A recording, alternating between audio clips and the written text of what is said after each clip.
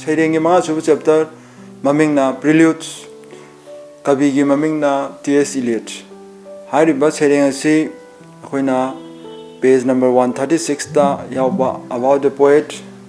amadi about the poem paminase.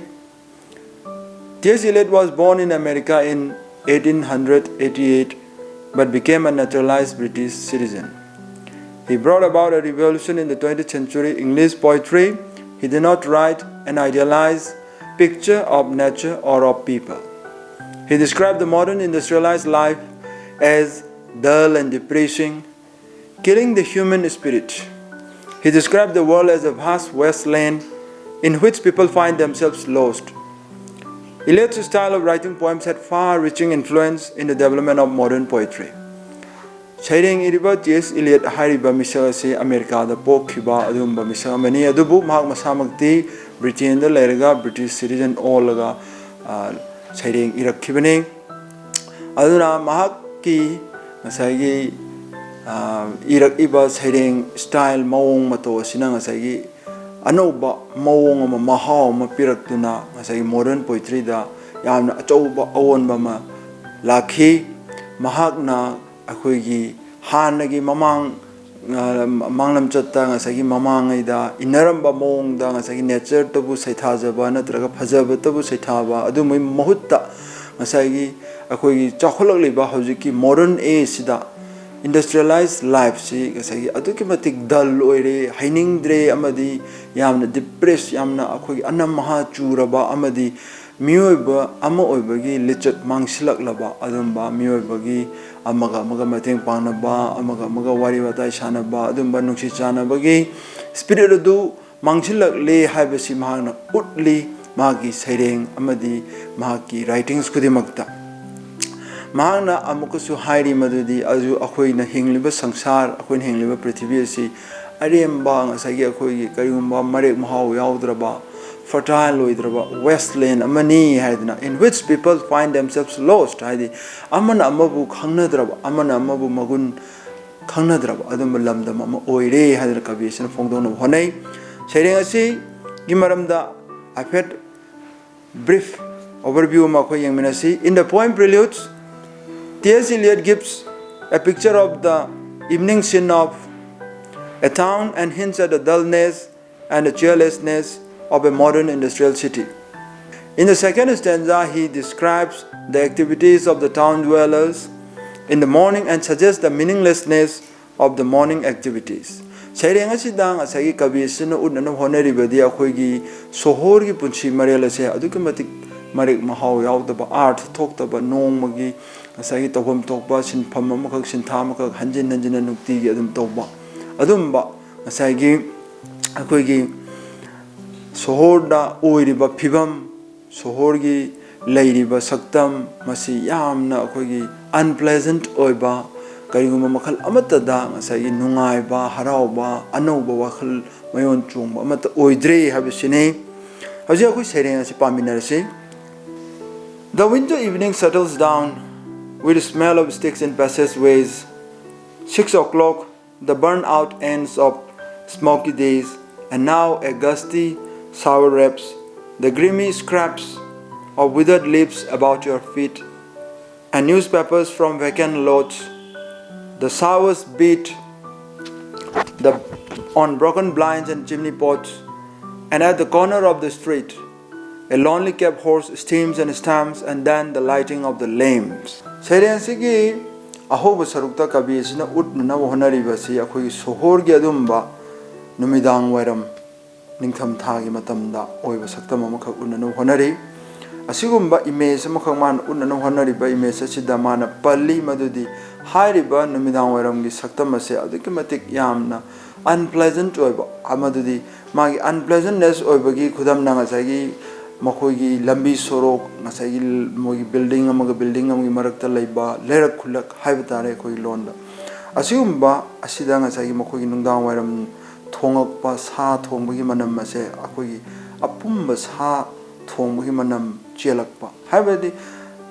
anauba chahi anauba juk modern age decadent oire rotten oire haibagi mana piningba adumba paujel amakak haiba tare adumaina ngasagi numidang wairam oirsilakpa matamda miyoiba ngasagi thawuk suruba chintha kaya pangthokluba singaduna makoina halakpa matamda makoida karigumba energy amta yaudraba karigumba nungaiba harauba amta yaudaba pura makoigi masaje totally exhausted oiraba adumba amagi saktam sumagna kariga changdamnari madudi the burn out ends of smoky days and mana phongdongning me maramdi sohor gi mafamdadi gari factories marang kaina leibana maram oiduna maikhu se adukumatik thoi adumba maikhu laktuda masagi akoigi maikhu puthokpase akoina ubada churup su puthoi hairiba churup ase sum chakhraga ngasagi mai mathi tamak lemhobudo adumna ngasagi akoi miyobe punchi si marek mahau si loi graga ngasagi karigumba mahau chendaba adumba magun yaudraba amakak ka pangkhak oina kabisina phongdong honari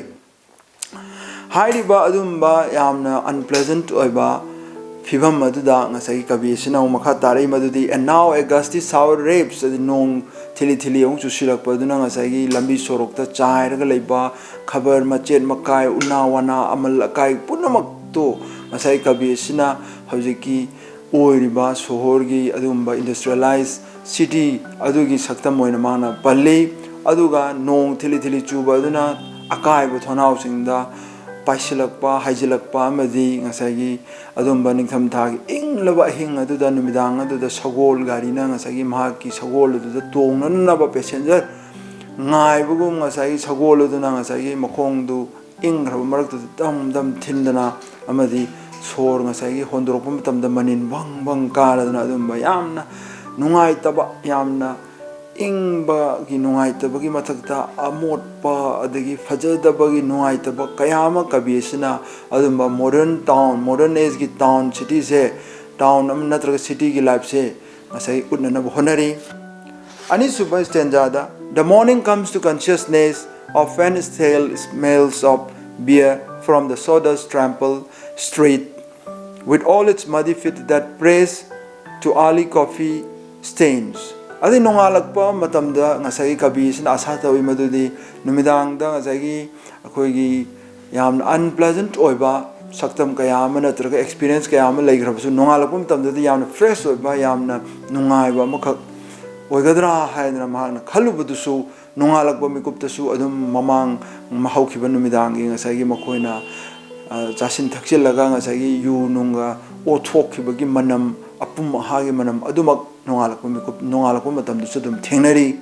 aduna ngasai makoi gi sinda pangthokna nabai moina thonarkpa matamda ngahak akoi coffee thakpamda cha thakpamda thaknanaba tholakpa matamdusu makhong kaya du makhong makhutching adu lekhom leinang itei radana chamot chadaina radana adukumatik yamna akoi rough oiba yamna phajaba watpa amakak kabisina kunna honari aduga loisalakpa sarukta with the other masquerades the time resumes one thinks of all the hands that are raising dingy sets